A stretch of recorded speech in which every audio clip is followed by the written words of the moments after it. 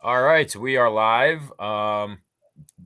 It's Thursday. You guys know the drill. We have some loyal watchers, some faithful listeners. It is our Thursday start sit show. No Henry tonight.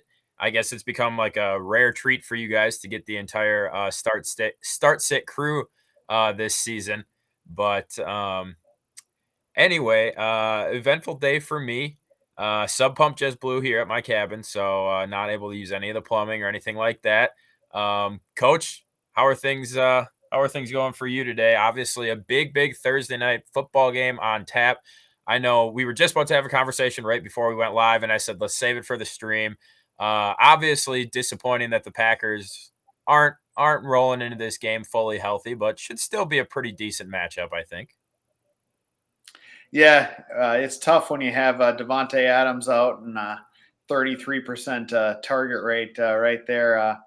I would, and it's Valdez Scantling isn't going to be active tonight either, and you have Lazard out as well. So you're down top three wide receivers. So um, if the Packers can pull this one off, it'll be a pretty impressive feat tonight. Well, and something that's crazy too is a lot of times, even if a quarterback goes out or like big players, like the betting line only moves maybe a half a point, sometimes a point, whatever. Um, when Devonta Adams was announced that he was just going to be out, this was before Alan Lazard, before we didn't know that MVS was coming back. The line moved from 3.5 to 6.5. So the bookmakers are saying Devonta Adams alone is worth 3 points, which is incredible. But if you think about it, like, of course he is. Like you said, 33% of the target share. How many yards has he racked up? Hasn't been like a touchdown machine this year, but he puts them in the position to score a ton. So I think he's worth more than 3 points a game. Um, but it was just very interesting to watch the betting line. I was going to put some money on the Packers Yeah. at plus 3.5, and now at plus 6.5. I went with a pretty hardy bet. Yeah, that's pretty big swing. I was gonna say, it feels like most of the time it's like one or two for quarterbacks, and then it's not usually a lot for anyone else. But yeah, that's pretty big for a wide receiver. Yeah. So obviously, we all know how impactful he is. It stinks that he's not going to be out there fantasy wise, but hey, that's why you're tuning into this show. Got to find some replacements. Last week they were calling it bye Mageddon, as like 7 teams had buys. A lot of top tier fantasy players, guys that you're going to rely on week in week out, not available last week. And now this Thursday night starts off with a couple of missing Packers as well that people might be impacted by. Deandre Hopkins was also rumored to be out. It was just confirmed, or potentially be out. It was just confirmed that he is playing tonight. Um, but anyway, we know how good of a matchup, how good of a game this should be. Obviously, we're Packers fans, so we're going to try and cut this hard at 7 to make sure we got everybody plenty of time to go grab a snack or whatever you got to do before kickoff. But thanks for being here with us tonight. As always, please send us in your questions. I've got an eye on the chat here. We've already got one question, which we'll get to in a second. And of course, head on over. Coach just published all 3 of his start sit articles, I think like 8 hours ago. So they're right there on the front page. So follow along with us or read those in detail over at flurrysports.org. But Coach, let's jump right into it. We got a question from the YouTube channel stream. It's JAC.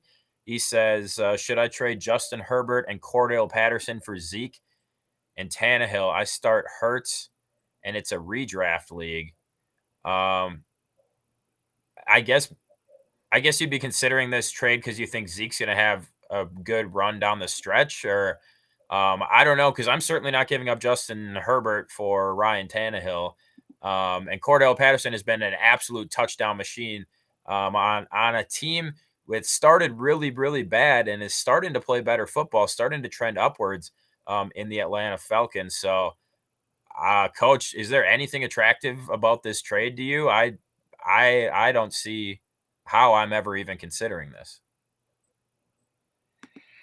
Yeah, so I was just pulling up the schedule for the Cowboys down the stretch. I wanted to see what kind of home run looks like coming down the stretch here. It does look like he's got a few nice matchups, a few tough matchups. It doesn't look like it's a great schedule necessarily down the stretch for him. I was just going to take a peek at Patterson's as well here and see. Well, and that's the thing, like, it really is you're risking, like, I don't like giving up Justin Herbert for Ryan Tannehill. I really like Justin Herbert. I've been on him for MVP. I've been on the Chargers to win their division. And obviously they've slowed down a little bit in recent weeks. And got their butts kicked by the Ravens, but I mean the season's not even halfway over, and they've been playing some really, really good football. Justin Herbert right now, currently the 10th overall ranked quarterback.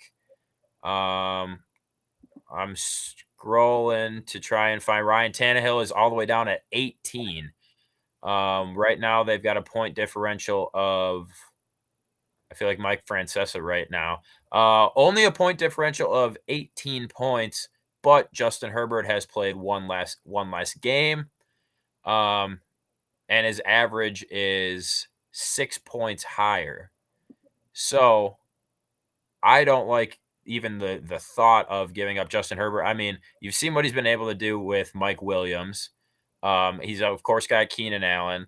And I think the Chargers are, I don't know if their schedule's more favorable, but I think they're gonna win more games than probably Tennessee down the stretch. Tennessee has won a lot of good games already. And if they can win this week, they're pretty much going to lock up the division. And of course, you got Derrick Henry just, going to be pounding the ball constantly. So, okay, I don't mean to be talking the entire time here. I'm kind of thinking through this as well.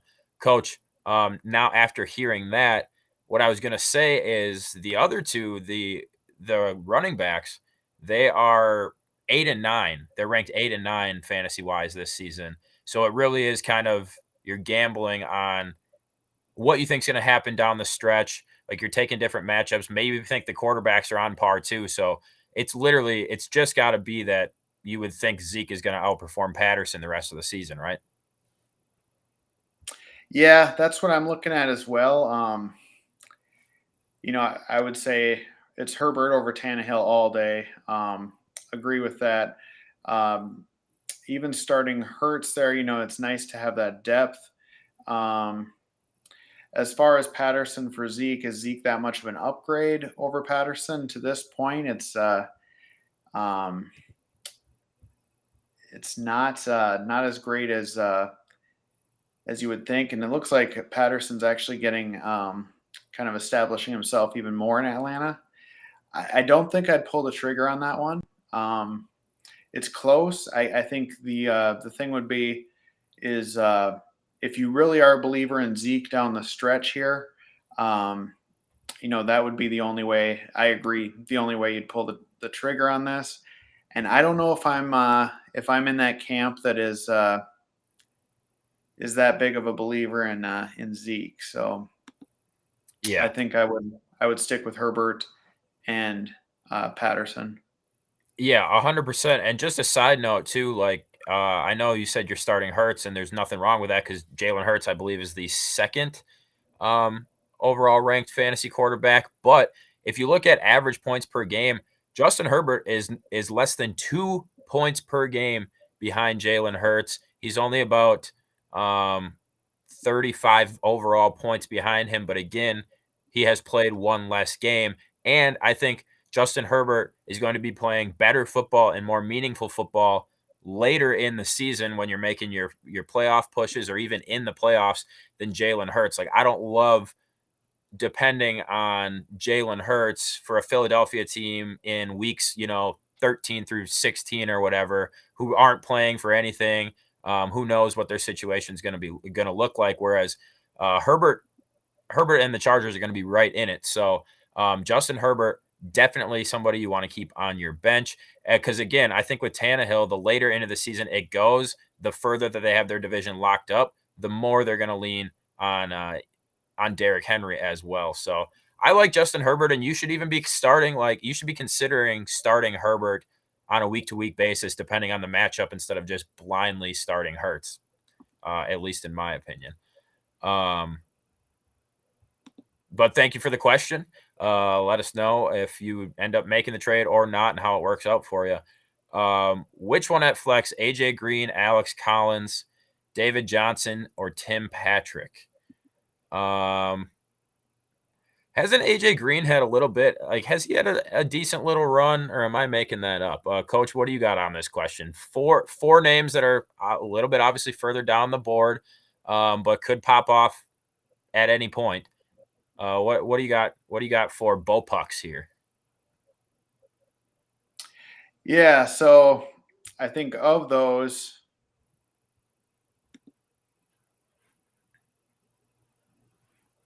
I'm just looking. It looks like Mark Ingram's been traded from the Texans there, so David Johnson will get more work. That being said, they're going up against the Rams this week, and that game very well will be over by halftime. Trick kind of laid an egg for us last week there. He had been on a nice little run. You're right, AJ Green has been on a nice little run, but the targets are tough there in Arizona. He had 3 targets last week. But Green Bay does have, they're pretty limited in the secondary right now, and they always have a good chance of giving up a red zone touchdown. I mean, the first 18 red zone drives against them this season went for touchdowns. So I think there's a high probability for a touchdown. He has 3 on the season, and outside of 2 games in the last 3 weeks, he's had 6 targets every other single game. So it's not like it's super high, but it is there if he can, turn those targets into receptions. And also double-digit points in 4 out of the last 6 weeks. So AJ Green against Green Bay on a Thursday Night Football, with maybe a little bit of a hobble Deandre Hopkins. I don't know. It doesn't sound too bad to me. Yeah, the only thing I don't like there too is Zach Ertz is now in the picture. True. And that I'm a little worried about how that works into this too. Actually, of the 4, I'm probably leaning Alex Collins, just because I think you're going to get the volume there, and I just think the Seahawks are going to want to run as much as they can to keep it away from having it be Geno Smith having to throw all over the place. Sure. He's probably the safest play of these. And AJ Green probably has the most upside of these, but Green could easily score a touchdown, or it could just as easily be Christian Kirk or Zach Ertz getting those red zone looks too. He's got Deandre Hopkins waiting there. So I would probably say Collins is the safest of these. But I do think AJ Green probably has the most upside. There's a lot of similarity actually between Collins' fantasy output and points and AJ Green's fantasy output and points. They both are kind of on a week on, week off basis as far as touchdowns. And that kind of goes with their score too, where it's like double digits one week, under 10 the next week, double digits one week, only a couple points the next week. If you look at Collins' last 5 weeks, and then I was talking about AJ Green's last 6 weeks, a lot of similarities there. So pick your poison, I guess, whichever one you think. Like Coach said, if you're trying to go safe and go volume on the rushing side, obviously your pick's going to be Alex Collins. If you're going to try and gamble for a touchdown, and maybe some additional yards, I personally would probably take the risk. Depending on the rest of your lineup, I would probably take the risk and go Deandre Hopkins, just because I think, or excuse me, not DeAndre Hopkins, AJ Green, because I think Packers are going to be focused on DeAndre Hopkins and try their best on them. So there's going to be opportunities for other guys. Obviously, you have other names there, but Coach makes a very good point about Alex Collins. So good luck with that one. I know you got to make your decision soon, because you're going to have to start AJ Green in like 45 minutes if you end up going with him. So thank you for the question, Bo Pucks. Trey S says, "Evening, gents. 2 questions, both full PPR. Flex one, Khalil Herbert, Eli Mitchell, Pittman, or Chase Edmonds. I know Pittman's a start. Isn't Pittman a start in your article this week, Coach? Yeah, he plays. The Titans defense is absolutely the bottom in the league for receptions, yardage, and they're right there for touchdowns as far as to wide receivers. Um, I think he makes for a great play this week. However, Khalil Herbert also is a start in my article as well. So that's a I guess that throws a wrench in there a little bit, huh? yeah, that's a tough call there. I'm kind of digging into that one a little bit to see. Well, while you're looking at that one, I just want to say one other thing to Bopucks. He threw his lineup out there. He's got some pretty good guys: Justin Jefferson, Kyler, AJ Brown, Calvin Ridley, and Antonio Gibson. So I guess what it comes down to is your opponent. How good is your opponent? How many are you favored by? Are you willing to take that risk? Would you rather have the safe play, or would you rather take that risk? I guess a lot of it, because your lineup sounds pretty good. So I guess a lot of it is who are you playing this week? So good luck on that. JAC says, thank you guys for the input. Of course, that's why we're here. Back to Coach on his thoughts here between Herbert and Pittman. I think I got to go Herbert on that. I tend to lean a little bit more running back centric just because of volume. It's kind of a maybe a flaw in how I look at things. I tend to be a little bit more running back heavy. But I think it comes down to Pittman, and I think it comes down to Herbert. The way Herbert's been running, though, he would be tough to bench this week. He's really looking like the entire Bears offense is running through him, and he's I think he's the play there out of those guys. And out of nowhere, 5 receptions last week, where he had 2 receptions in the entire season going into last week's game. 5 receptions last week alone. And then if you look at his rushing numbers, it's increased every single week, 75, 97, and 100. And he did all of that on less than 20 touches. Now, he has only found the end zone once, but he's put up almost 20 points the last 2 weeks. So, like you said, kind of hard to fade right now, even against San Francisco. I mean, San Francisco's not been great. Yeah, and I'm going to go to I would say again, safer floor probably belongs to Herbert. I think you're going to get a nice solid base of probably 15, 16 PPR points. But I would say Pittman probably has a little higher upside because he can get behind the Titans a couple of times. That could turn into a huge game for him. But I would say Herbert's the safer of the two plays, just based on the volume piece. Pittman only did have four targets last week. He did catch all of them for 100 and some yards and a touchdown.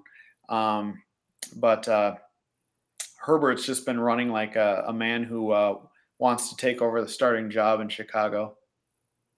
Yeah, I agree. So yeah, I also am not really. Wow. Side note, I bet on the Lightning to win in regulation. Pretty hefty bet. They're up 3-0 with 6 minutes left in the first period. Love it. Wow. What I was gonna say though is Pittman. I kind of see this game as not really a game betting wise per se, but just like a confusing game overall to try and predict, because the Titans and Colts didn't play that long ago, and they've both rattled off some really good games and some really good wins in between then. And they were able to score on each other the last time they played. Like, not super, super high scoring, 25-16. But I feel like, the Colts are going to, like, their chance to win the division is on the line. Well, the Titans could essentially lock up the division right now, like this week, with a win. So I think it's going to be a really hard fought game. I don't think it's going to be like this offensive showdown where like it's just points. I think it's going to be maybe kind of ugly. Maybe both defenses are able to stifle the offenses just a little bit. Derrick Henry maybe cools down a little bit. I don't know. So I don't really love the offensive projection in my mind for this game.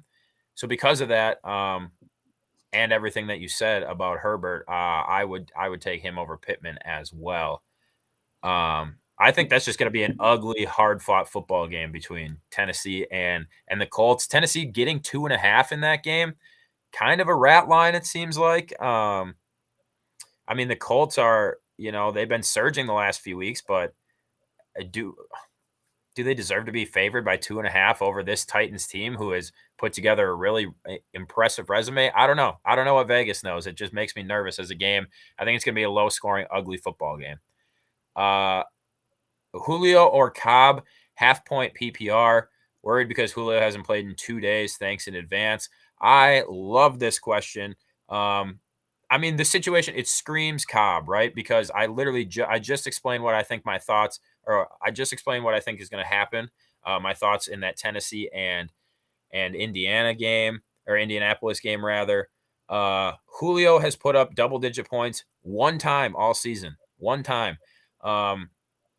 He hasn't found the end zone. He's just got really not too much going for him, and I don't think, like I just said, I don't think they're going to be whipping the ball all over the field. Whereas Cobb, maybe he's going to be like Aaron Rodgers' safety blanket, number one go-to, like in a pinch tonight. You got obviously Aaron Jones, you got Bobby Tunyon, but I mean Randall Cobb hasn't really had a game that he can hang his hat on yet this season. They brought him back for a reason. Aaron Rodgers knows him so well, and he's got thin wide receiver targets tonight. So, just situationally wise, like I have to start Cobb here. I think he's going to get a decent amount of looks, and I think he's going to get a chance at the end zone, maybe even 2. Whereas like Julio has just not shown through 7 weeks that he can make a difference in the football game, as far as like a fantasy relevant standpoint. Yeah, I know it's something I say quite often, but as far as I think the safer play of the two is definitely Cobb. I think Cobb's going to get peppered with targets tonight. I'd be surprised if he ends up with less than 8. It's going to be him, Equimini St. Brown, Bobby Tunyon. I think we're going to see a lot of Aaron Jones and A.J. Dillon. I would expect to see a lot of. I remember last year when there was some injuries in the wide receivers, it kind of turned into the Aaron Jones, Jamal Williams checking it down, kind of swing passes, that type of deal. I would expect to see a lot of that tonight. But a lot of that too, like if that's what you're doing, that's what you're doing. All of a sudden, boom, you hit a 2-yard slant over the middle to Cobb, and he breaks one off. Like Aaron Rodgers is a master of that, where just like quick pass, where the defense just can't. And even if he's only picking up a couple yards here, a couple yards there, like you said, if he gets 8 targets and catches 5 of them, and then potentially gets in the end zone, Julio Jones just is not. He's not going to match those. Maybe not even those 5 points that he would get on targets or on receptions alone.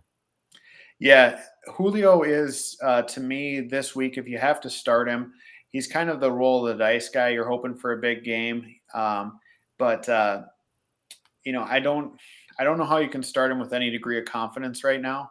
And I think the tunnel for targets to Randall Cobb is going to be, he's going to get all the work he can handle tonight. So I would go Cobb there. And maybe if you're a heavy underdog and you need to swing for the fences, maybe consider Julio, but I think Cobb's the play there. All right. Perfect. I love agreeing when we both have like a reasonable, rational, good, educated take. Like there's no need to disagree all the time when you agree on the correct take. But so I think Coach and I both are definitely throwing Cobb out there. I think he's going to score tonight. I've got him in an anytime touchdown score parlay with Aaron Jones. I got a lot riding on. All I need is Aaron Jones to get in the end zone one time, and I'm like halfway to winning like 4 different bets. So I really hope that happens early tonight. Bo Pucks checked in again. He said second place. They are pretty stacked. I have 54% chance to win. He's got 46. I don't know, man. It's a gut call then. If he's the second place guy and like maybe you're sitting middle of the pack and you're trying to win this week, maybe you take the risk and you play AJ Green. If I don't know if you think you're solid elsewhere, then play Collins. You got about 20 minutes to decide though, so let us know what you go with before we hop off the air. So that's our run of questions that we have right now. If anybody else has any more out there, let us know. You can hit us up on Twitter as well. My handle is right there. Coaches is at Schroeder Coach, I believe, right? So just your name flip flopped. Yep, that's right. Yeah, so hit us up. But until we get some more, let's hop back into Coach's articles here. I mean, we don't need to spend more than like 30 seconds on this one, but Tyler Lockett against the Jags, I mean, you're not starting anybody that Geno's trying to get him the ball at this point, right? I mean, that Seattle offense somehow cobbled something together against the Steelers and were able to force overtime somehow, but then you go out and you put up 10 points the next week in prime time, and Geno just really did not look good. Yeah, I still think you have to play DK Metcalf. He's just such a phenomenal athlete. Last week he had an 84-yard touchdown. I mean, you have to have him in your lineup. But Tyler Lockett, because that's all him. Like he's, no matter who the quarterback is, DK is the kind of guy that can make stuff happen, do it on his own, So, but Lockett is a deep ball guy. Lockett's the guy that you need. Like the quarterback needs to place the ball perfectly for him. He needs to make that beautiful throw. He needs to, hit him in stride, whatever it is. Whereas, like you said, DK is the athlete. He can make it happen on his own. Yeah, and I don't see how you can start Tyler Lockett. I even mentioned, something better on the waiver wire this week. You don't want to cut him because when Russell Wilson's back, but over his career, Lockett's just so volatile where he'll have those. He's the perfect kind of shoot for the moon wide receiver 3 or flex where when he blows up, it'll win you a week. And then if he doesn't, it doesn't hurt you. But looking at like a wide receiver 2, I don't see it starting him. I think I wouldn't even start him as a flex or wide receiver 3 this week. But he's had 2 receptions the last 2 weeks a piece. And this offense is not the same without Wilson. Yeah, I think that might be the understatement of the year so far. Yeah. Let's talk Bengals for a second here, because I think coming into the season, the Bengals had such an array of offensive talent. They got all these pass catchers. They had multiple guys who were making an impact fantasy-wise last year. And now in comes Jamar Chase. And those of you who got him and got him for really cheap, like I did, I think in the auction league, I got him for like $6. And you probably were able to get him in the 3rd round or something, like late 2nd round. But if you got him, I mean, you're loving it this year. But if you got T. Higgins, if you got Tyler Boyd, if you got one of these other Bengals receivers, maybe you got a bit of a bone to pick with Joe Burrow and his best friend and favorite target in Jamar Chase. Talk to me a little bit about T. Higgins. Obviously, a very favorable matchup against the Jets this week, but I've faded Tyler Boyd. I've sat him basically every single week when I thought he was going to have a pretty good year, and now you're saying, it's against the Jets. He's really, really, you're almost salivating wanting to start him, but you're staying away this week. Yeah, it's become well. So first off, T. Higgins had 15 targets last week, so that's the Jamar Chase show is officially in full swing. I have him in a couple of leagues too, and absolutely loving it. I think he's well on his way to Rookie of the Year, but which that would have been a fantastic payout. I don't know what the numbers were, but I bet you he was 10-1 or further. Yeah, Mac Jones, I suppose, has to be in that running too, based on anytime a starting quarterback comes in and is leading a possibly playoff-bound team. But for T. Higgins, I still like him on the season. I'm still bullish on him that he's going to turn it around here. But as far as this week, it's a shame that Henry isn't with us tonight because, again, kudos to the Jets pass defense. It's been a pretty shut down unit there. And so I'm just not seeing that T. Higgins is going to get a productive stat line. He actually hasn't finished as a wide receiver 2 yet this year, and he missed a few games with injury. He's been close right around the mark, but he hasn't been a wide receiver 2 yet. I'm not seeing it this week. I actually think this is a game where Cincinnati will be running out the clock, probably at least throughout the fourth quarter, especially with the Jets being without Zach Wilson here. So I think there's better options than T. Higgins. I know in one league I have Emmanuel Sanders and T. Higgins. I'm starting Emmanuel Sanders over Higgins. So that's if you have a comparable option, I think you have to start him. But I can understand if T. Higgins is by far and away your second best wide receiver, why you would have to roll him out there. But Well, another disappointing thing is, I mean, he hasn't found the end zone since week 2, but like the target share has been there in most weeks, but or at least a few of the weeks, but in those weeks, he's only completing at like a 50 to 55, 60% completion rate, like 6 out of 10, 3 out of 6, 4 out of 7, 7 out of 15. So like even when the ball's coming his way, he's only catching it half the time. That's really disappointing. I mean, 15 targets and you end up with 7 catches for 62 yards. That's tough as an owner. yeah. And then you got CJ Uzoma, who's catching 5 touchdowns in 3 weeks here too now, and so that's got to agitate you as well. I also have Tyler Boyd in a couple leagues, and it's one of those frustrating things because you would really think that this offense would be able to support 3 receivers, but with CJ Uzoma stepping up here, it becomes kind of there's too many mouths to feed there. That's somebody's going to go hungry each week. So, interesting one coming from Jim E here. He says, should I trade Chris Carson and TJ Hawkinson for George Kittle? He said he has Schultz, I assume Dalton Schultz, in case Kittle gets injured again. So trading a player coming off of an injury for a player coming off of an injury. So again, coach, we probably go back to which schedule is more favorable, which guy's going to have a higher ceiling as we move forward. Right now, looking at Chris Carson's schedule, it's not the hardest in the world. It's not super easy. He does have a bye week next week. Then they come back and play Green Bay, San Francisco, Houston, Chicago, Detroit, and then Arizona to close out the season. Not the easiest schedule in the world. I'd have to look up what Kittle's got, but I don't know which player you feel is going to have a heavier impact fantasy wise in, let's say, the next 8 weeks of the season.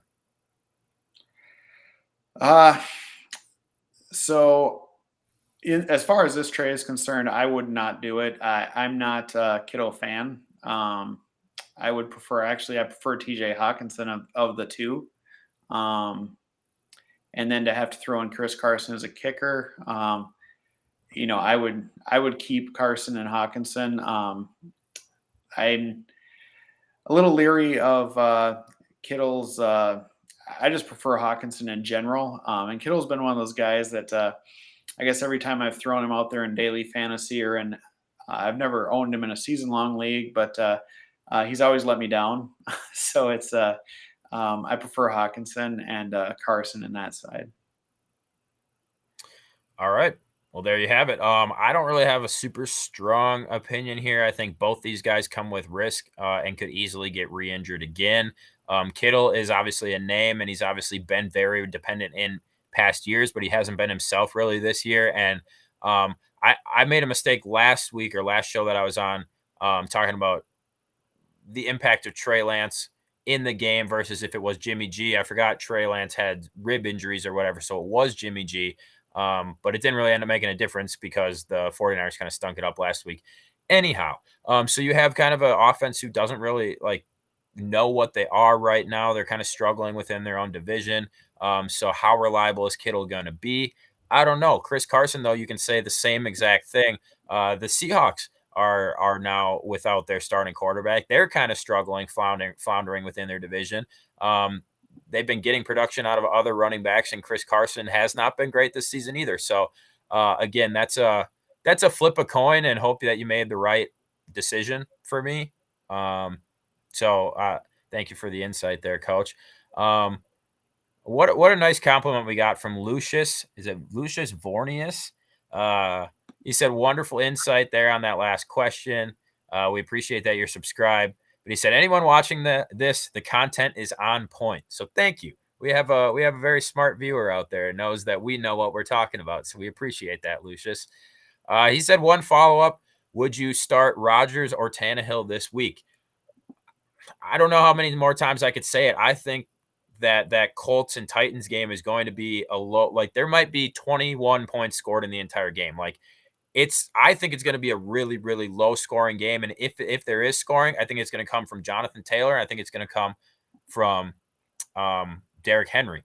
I don't like either quarterback in this situation. I think it's going to be some ugly football with some turnovers. We might even get overtime, like a 14-14 overtime. Who knows? Whereas I think the opposite could be true for tonight. I think even with that Rodgers, even though he has a wiped out offensive offensive what's the word I'm looking for here? Unit around him.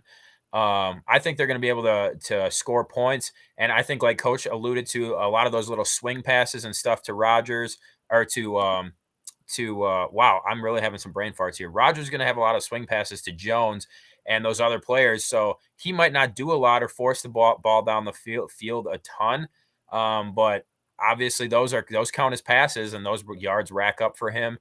And I think both teams are going to be able to score. So I think Kyler Murray has a good night. I think Aaron Rodgers has a good night. So especially over Tannehill, I like him this week. Coach, do you have any qualms with that theory there?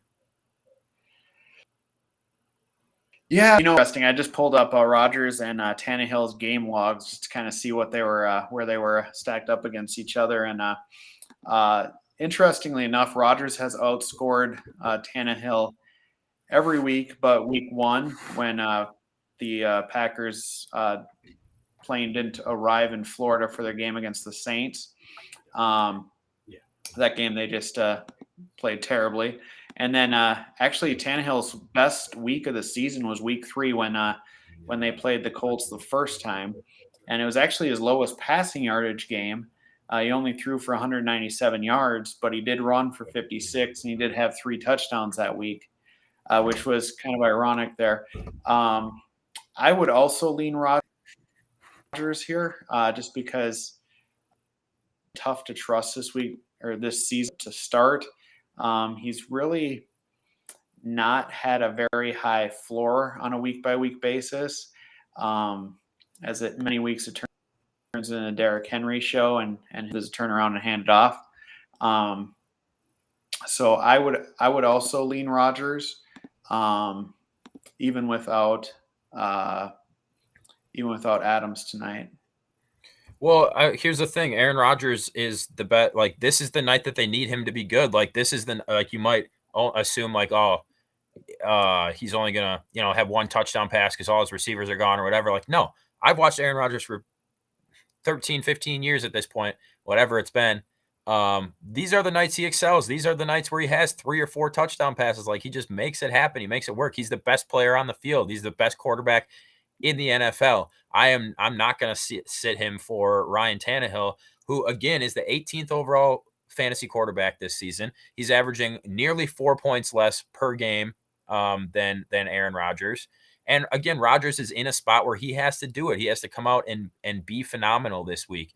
So yeah, I mean, I have no hesitations or second thoughts about starting Rodgers over Tannehill. That, by the way, my dad got home. I said it off the top. Our sub pump blew up here at our cabin. So that's what that little thing was there. But anyway, any final questions here? I know this has been a really good stream. But Packers are playing in like 15 minutes. And we said we were going to get off at 7. So if you have any final questions, ask us in the next minute here or so.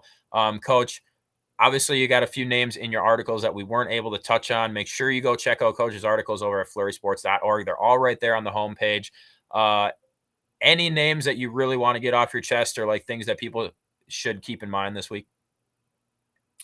Yeah. So I just think a couple guys that a couple other guys I have for starts. I really like. I think Daniel Jones this week is going to be able to get it going, especially if he gets a couple wide receivers back.